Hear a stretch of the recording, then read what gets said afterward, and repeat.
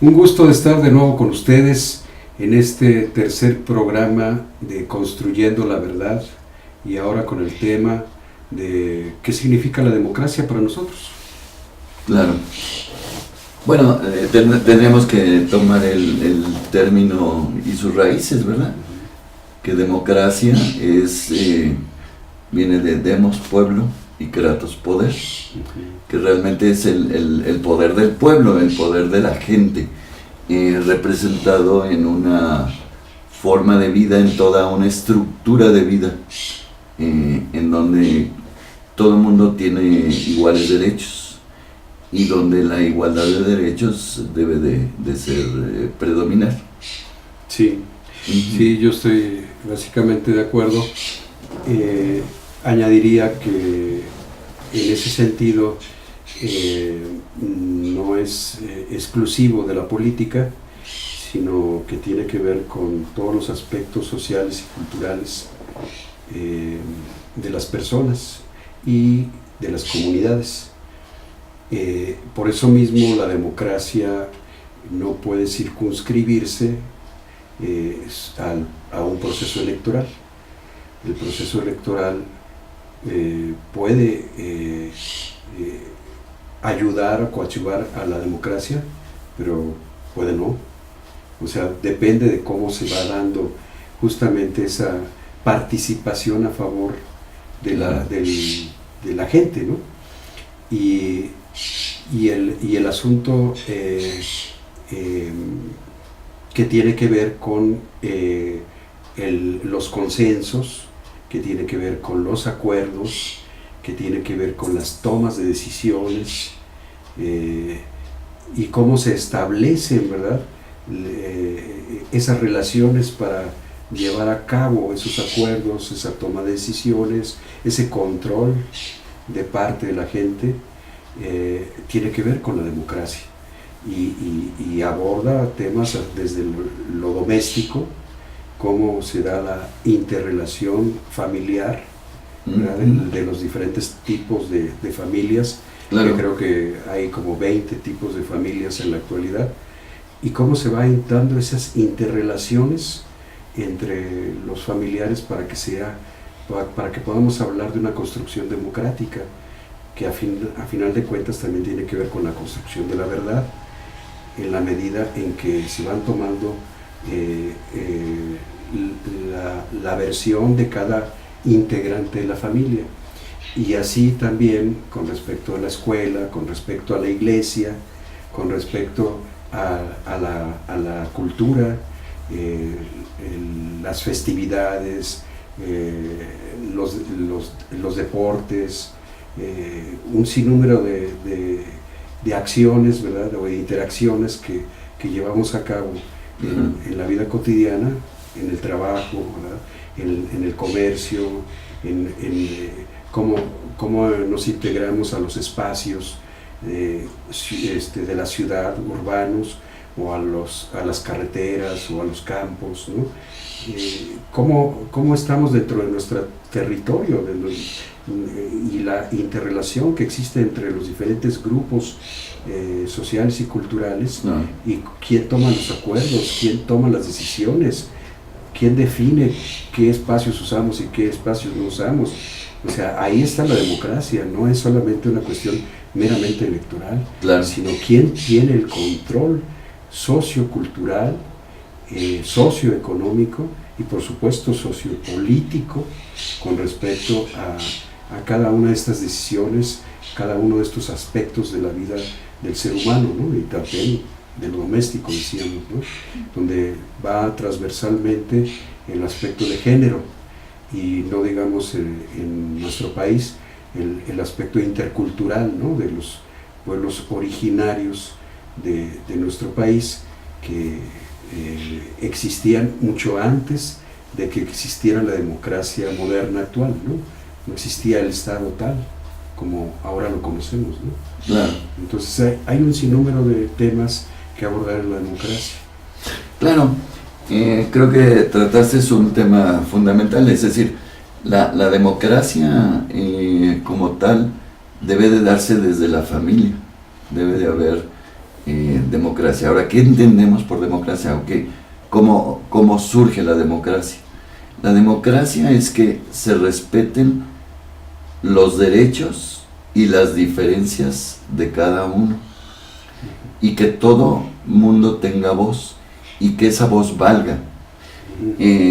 Realmente, la verdad, estamos acostumbrados a una pseudodemocracia en México,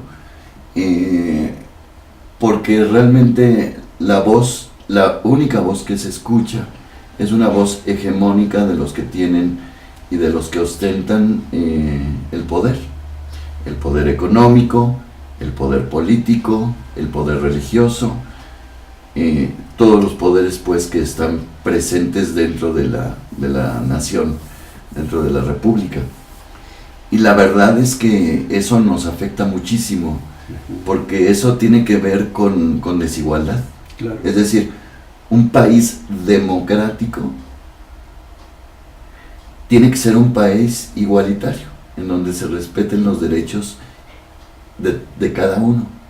Y el respetar los derechos de cada persona implica reconocer que todos tenemos las mismas necesidades.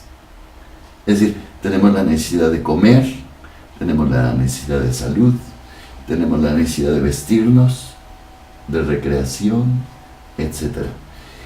Y esos bienes o esos derechos deben de estar a la disposición de todos los ciudadanos.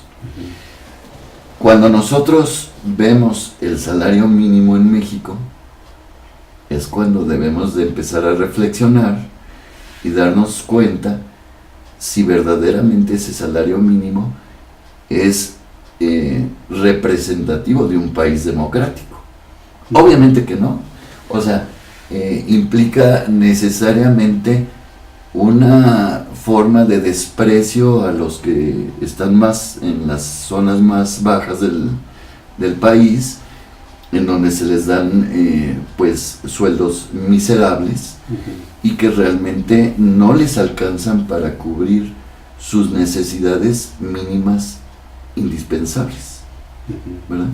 Entonces, la democracia no nada más es ir a votar, eso es lo de menos, sino implica realmente una forma de vida que implique a todos los ciudadanos del país, desde los más encumbrados hasta los menos, pero logrando que esa diferencia disminuya entre ellos. Esto realmente es democracia. Sí. ¿Verdad? Yo quisiera dirigiéndonos un poco a ir cerrando esta reflexión en términos de dos cosas que tú has mencionado que me llaman mucho la atención. La igualdad, yo remarcaría más bien la palabra igualdad más que igualitarismo, porque para mí la igualdad ante la ley es indispensable, ¿no? Y yo creo que coincidimos en el fondo con eso. Nada más que el asunto tiene que ver también con la equidad, ¿verdad? No solamente es la igualdad ante la ley, sino el criterio para aplicar esa igualdad ante la ley ante aquellos que viven una situación desigual. Entonces no se puede a rajatabla aplicar esa igualdad ante la ley ante situaciones desiguales, y por eso se requiere el criterio de equidad, ¿verdad? Equidad de género, equidad de cultura, equidad socioeconómica, etcétera, ¿no? Donde justamente se va buscando encontrar ese mayor equilibrio, donde no haya grandes desigualdades sociales o culturales o económicas como existen en nuestro país, sino irlas disminuyendo, ¿no? Y yo creo que eso empuja hacia la democracia, ¿no? Claro. Y por supuesto tiene que ver con nuestra participación como ciudadanos, además de las políticas gubernamentales.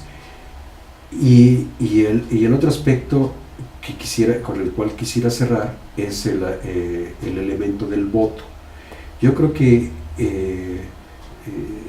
retomando un poquito tu expresión de que está por demás, yo diría no está por de más, pero tampoco está por de menos, ¿no?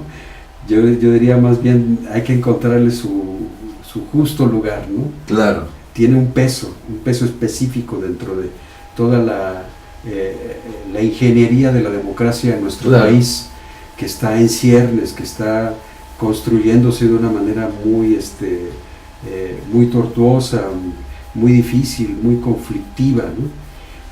La democracia en nuestro país no gana todavía terreno en muchas áreas de las que hemos hablado, ¿no? Y lo que más ha ganado en términos por lo menos de identidad política dentro de los ciudadanos son las elecciones. Hoy, por hoy, así es, lamentablemente, o sea, porque es solamente un aspecto de la democracia, ¿no?